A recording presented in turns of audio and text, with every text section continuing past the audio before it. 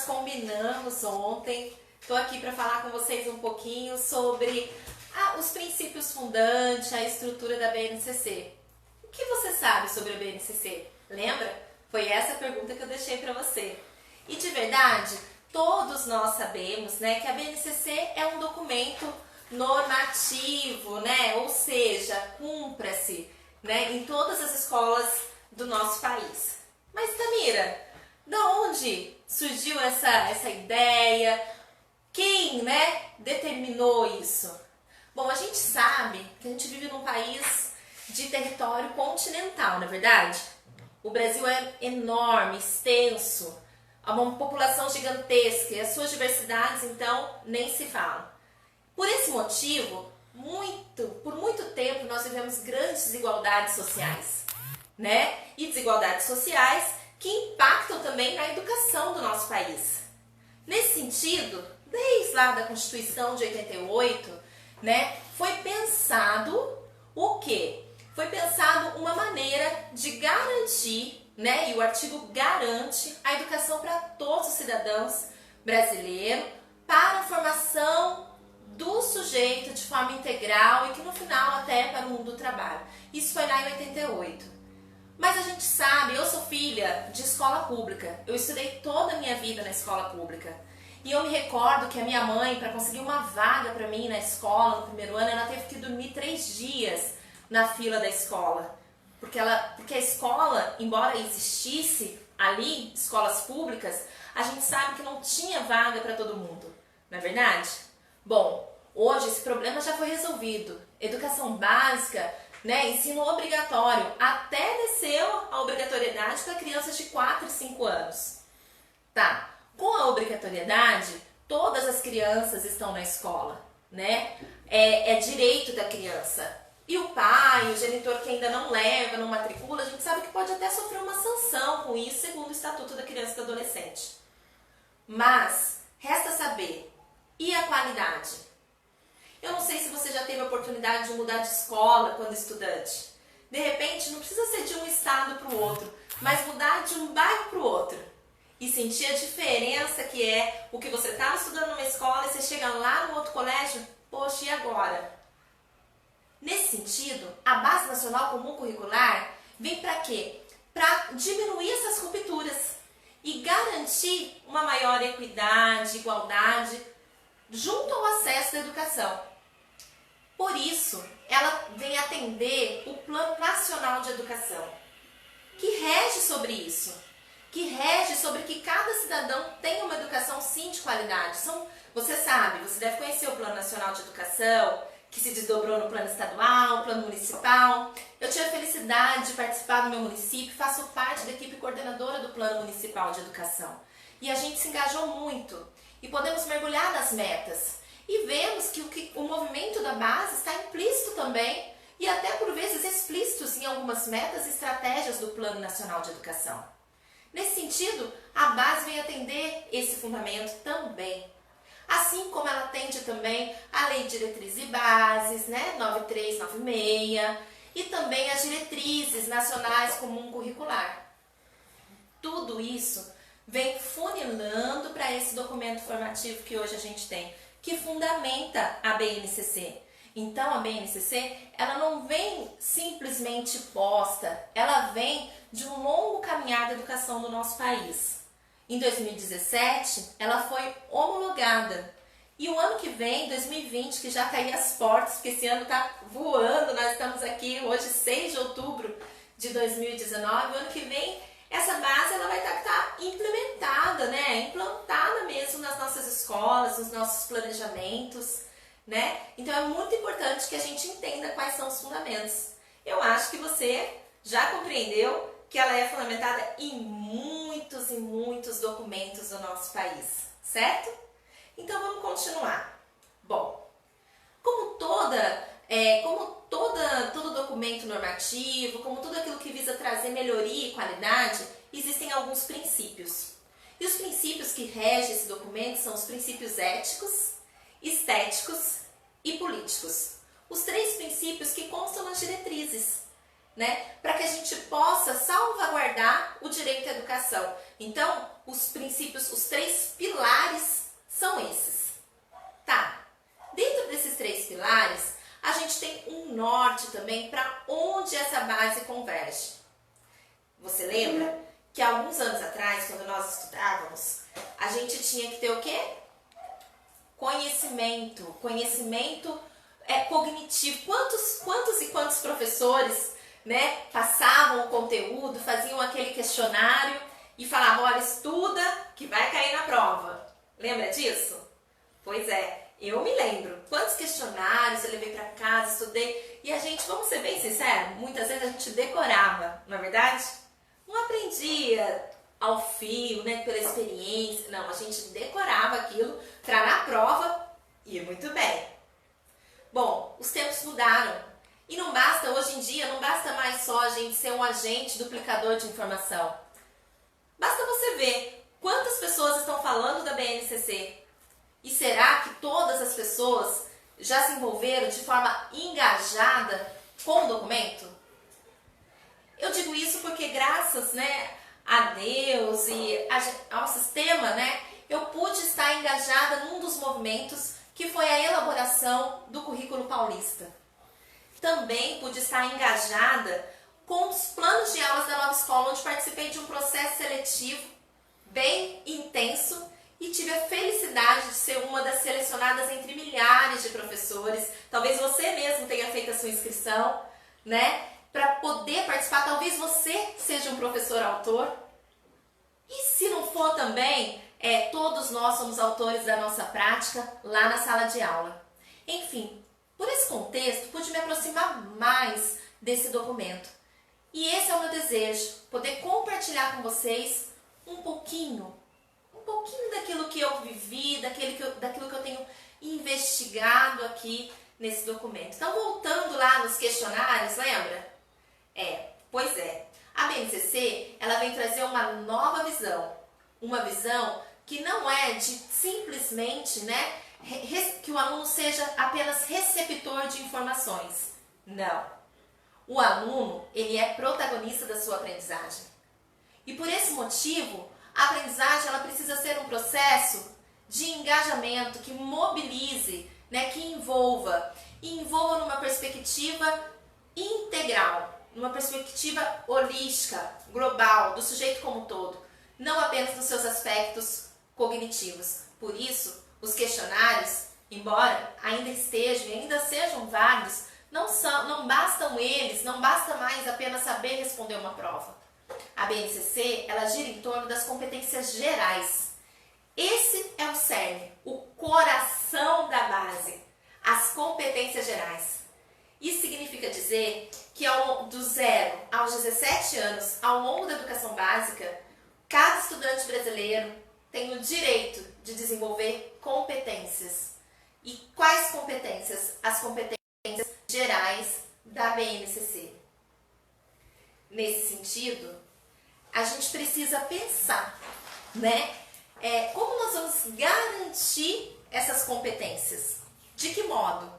E que competências são essas?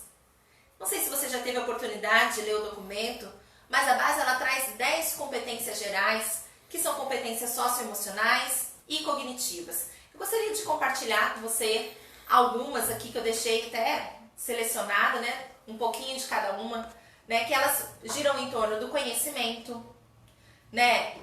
Do pensamento científico, crítico e criativo, do repertório cultural, da comunicação, cultura digital, trabalho e projeto de vida, argumentação, autoconhecimento e autocuidado, empatia e cooperação, responsabilidade e cidadania.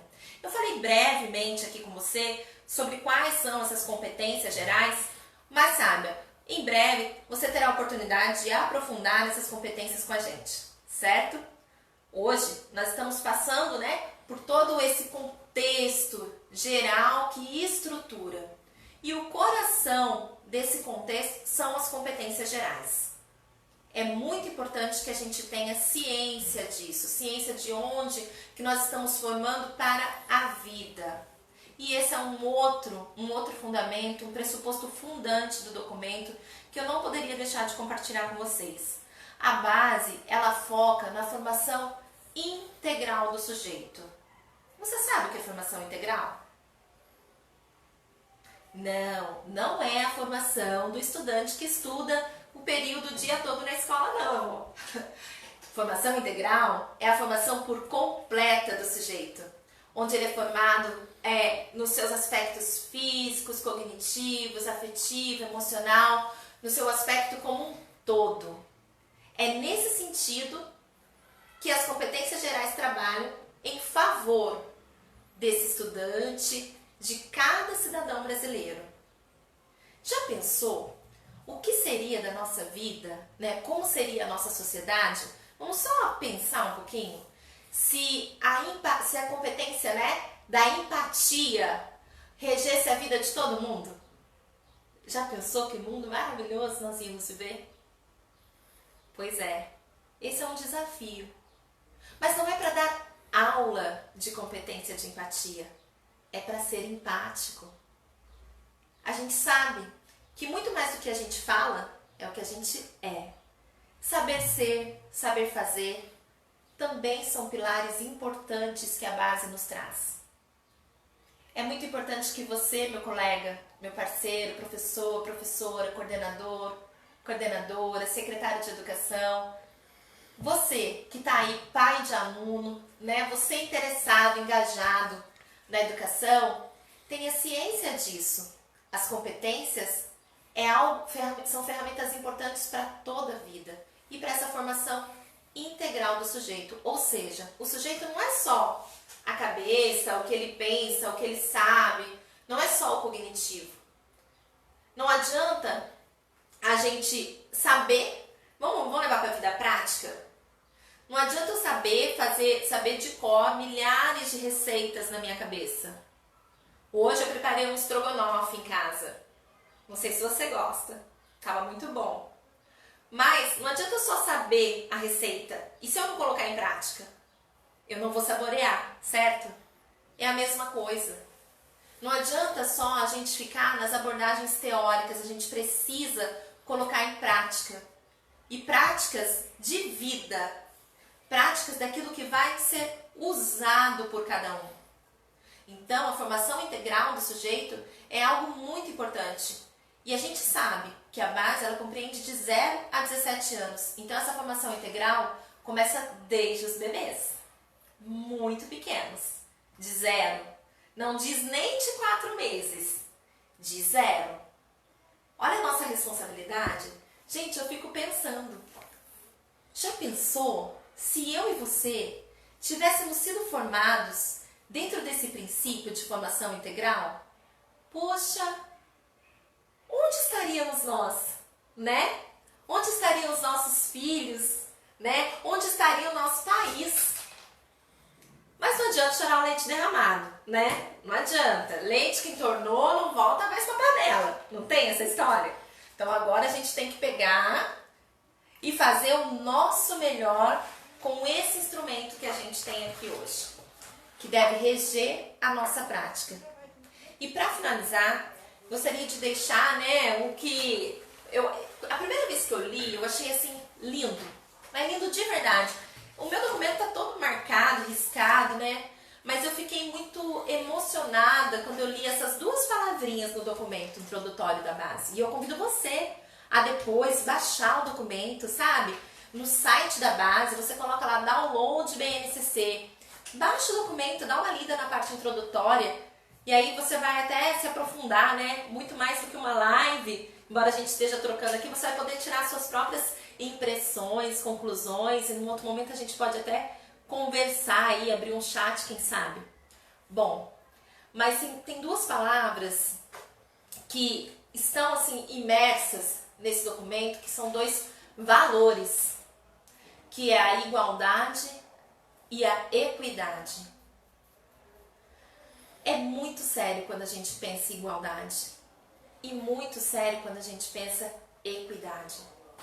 Poxa, se eu estou falando de uma cidade, de um país, do contexto do nosso, tão diverso, e eu quero ter a ousadia, né, da igualdade, da equidade, Eu preciso garantir as aprendizagens essenciais na educação. E é isso que a base traz. As aprendizagens essenciais. Repare, não são as aprendizagens mínimas. Não tem nada a ver com menos. Não tem nada a ver com diminutivo. Tem a ver com essência, com essenciais, com aquilo que é importante, com aquilo que é de mais valor, com aquilo que não pode faltar. Pois é, a base, através desses dois valores de igualdade e equidade, ela visa trazer para todas as nossas escolas, seja aqui no estado de São Paulo, seja aí no Nordeste, no Sul, no Centro-Oeste, não importa. Em todas as escolas, o currículo deve ser baseado nessas competências gerais e depois, num outro momento, a gente vai falar das competências por áreas, competências específicas e a gente vai se desdobrar. Mas o que eu quero que fique bem claro, que eu acho que é importante dizer para você, é que as aprendizagens essenciais, elas visam garantir essa igualdade e equidade de direito de aprendizagem. Direito de cada um, de 0 a 17 anos. Se tivesse uma largada, imagine aí você na sua casa, imagine uma corrida. E uma corrida onde um larga 10 metros na frente, o outro 5 metros e a linha de chegada está ali para todo mundo. Imagina você, tá correndo, tem um aqui na sua frente, o outro, e aí? Quem vai chegar primeiro? Obviamente quem estiver mais perto, né, da linha de cruzada da chegada vai chegar primeiro. Agora, se todo mundo parte do mesmo ponto, todos têm a mesma chance. E é isso, gente, que assim, de verdade, me emociona no documento. Eu fico, sinceramente, eu acho apaixonada. Porque eu vejo que, poxa, há uma esperança tão grande e que a gente não pode deixar escorrer das nossas mãos. A gente precisa fazer valer a pena. A gente precisa garantir, sabe, que essa largada seja igualzinha mesmo para todo mundo. E igualzinha não é ser uniforme, mas é ter unidade. É garantir mesmo. Nossa, que injusto. Você mora, de repente você mora num município que tem apenas 2 escolas. E todo mundo quer ir para uma determinada escola porque dizem que na outra... Poxa, que injusto. Todas as crianças têm direito às mesmas coisas. E é isso que o documento faz. Então, escola A, escola B, não vai ter mais isso, sabe? Ai, que escola A, escola... Não. É ir para a escola e saber... É um pai ter a tranquilidade, uma mãe ter a tranquilidade que o filho vai estar indo para a escola e vai estar tendo o seu direito de aprendizagem, vai estar tendo o seu direito à educação realmente sendo efetivado. Mas isso depende de nós, depende de mim e de você. E é por isso que eu estou aqui, comprometida, sabe, de verdade. Eu me sinto afetada e assim provocada a reverberar, né, nosso cotidiano de educação para movimentar. Eu fui no prêmio do Educador Nota 10, eu tive a felicidade de ir nesse evento, eu não sei se você foi, mas eu ouvi um dos professores dizendo uma frase que eu até coloquei na minha página, que diz assim: uma andorinha só não faz verão, mas acorda o bando. Ai, eu me sinto essa andorinha, eu quero acordar o bando, eu quero convidar você, professor, você pai, mãe, enfim, você que está aí me assistindo, a me ajudar a acordar o bando, a gente de verdade contribuir para a educação do nosso país, para as nossas crianças. Tenho 3 filhos, meus 3 filhos estudam em escola pública, eu sou filha de escola pública, eu acredito na educação pública e quero contar com você para que a gente possa deixar um legado, tá ok? Olha, agradeço a sua atenção. Qualquer coisa, chama aí, chama inbox, a gente vai conversando, né? Deixa o seu recado, deixa a sua pergunta e a gente vai continuar se falando, tá bem? A gente vai ter aí algumas outras lives onde a gente pode tratar de assuntos que sejam do interesse de vocês. Podem até deixar aí na descrição e a gente vai se falando, tá? Um beijo, fiquem com Deus. Tchau!